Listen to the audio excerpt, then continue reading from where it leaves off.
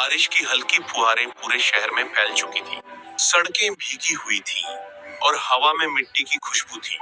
इसी बारिश में एक छोटी सी चाय की दुकान पर खड़ी थी अनाया, एक गरीब लेकिन बेहद मेहनती लड़की।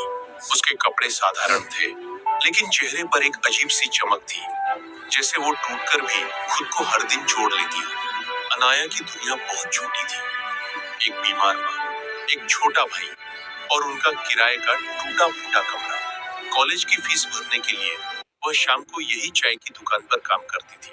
बारिश पड़ने लगी तो उसने जल्दी जल्दी कप उठाकर अंदर रखना शुरू किया। ठीक उसी समय एक महंगी काली कार दुकान के सामने आकर रुकी।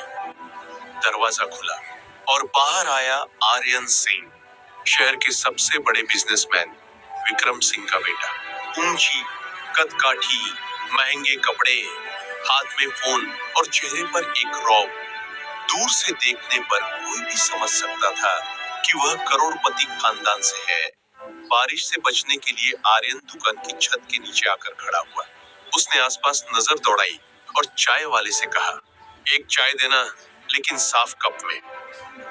अनाया मुस्कुराई, साहब, यहाँ सब कप साफ ही होते हैं। उसकी बात सुनकर आर्यन थोड़ा चौंक गया। गरीब लड़की की आवाज में इतना आत्मविश्वास उसने शायद ही कभी सुना था। अच्छा, तुम यहाँ काम करती हो? हाँ, पढ़ाई भी करती हूँ और काम भी, अनाया बोली। आर्यन ने पहली बार उसे ध्यान से देखा।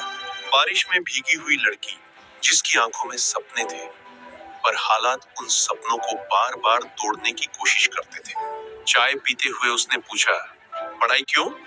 तुम चाहो तो कोई छोटी नौकरी कर सकती हो, आराम से गुजारा हो जाएगा। अनाया ने बिना झिझक जवाब दिया, आराम से गुजारा करने नहीं, अपनी जिंदगी बदलने की कोशिश कर रही हूँ साहब। जिंदगी में सिर्फ पेट नहीं, सपनों को भी भरना होता है। उसके शब्द आर्यन के दिल को हल्के से छू गए। अमीरी में पलकर उसने ना कभी भूख देखी थी, न संघर्ष, लेकिन इस लड़की की बातों में एक आग थी, जो उसके लिए बिल्कुल नई थी। वो मुस्कुराया, नाम क्या है तुम्हारा? अनाया, उसने कप धोते हुए कहा। अच्छा नाम है, आर्यन ने धीमे से कहा। इतने में तेज हवाओं के साथ बारिश और बढ़ गई। दुकान के बाहर पानी भरने लगा। अनाया ने देखा कि पास में कुछ छोटी बच्चियां भीग रही हैं। वह तुरंत भागकर उन्हें दुकान के अंदर ले आई और अपने दुपट्टे से उन्हें पोंछा। आर्यन चुपचाप उसे देखता रहा। अपने महल जैसे घर में उसने कभी किसी अमीर को भी इतनी इंसानियत से पेश आते नहीं देखा था, जितना ये गरीब लड़की बरसात में कर रही थी। आर्यन ने पूछा, तुम हमेशा दूसरों की इतनी मदद करती हो? अनाया ने हल्की हंसी के साथ कहा, साहब, गरीब लोग एक दूसरे की मदद नहीं करेंगे तो कौन करेगा?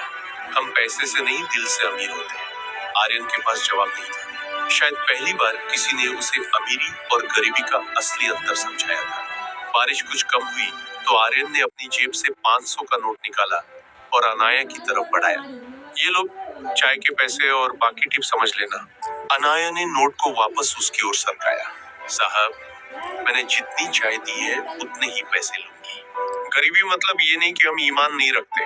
आर्यन फिर से चौंक। दुनिया में जहाँ लोग उसे खुश करने के लिए झुक जाते थे, वहाँ यह लड़की उसके सामने खड़ी थी, सीधी, सच्ची और बिना डरे। वो पैसे वापस रखते हुए बोला, तुम थोड़ा अलग हो। अनाया मुस्कुराई, अलग नहीं साहब, बस सच में जिंदा हूँ। आर्यन जाने लगा, लेकिन कदम रुक गए। बारिश अभी भी हल्की हो रही थी, पर उसके अंदर कुछ बदल गया था। उसने मुड़कर कहा, अनाया, कल भी यही मिलोगी? अनाया ने आंखें उठाकर उसकी तरफ देखा। साहब, यहाँ काम करती हूँ, मिल ही जाऊंगी। आप तो शायद भूल भी जाओगे। आर्यन हल्के से हंसा। मुझे नहीं लगता कि मैं तुम्हें इतनी आसानी से भूल पाऊंगा। आर्यन कार में बैठ गया, लेकिन उसके दिल में अनाया की आवाज गूंजती रही, हम पैसों से नहीं, दिल से अमीर होते हैं। शायद उसे पहली बार किसी गरीब लड़की में ऐसी चीज मिली थी, जो दुनिया की सारी दौलत से भी ज्यादा कीमती थी। पहला भाग समाप्त।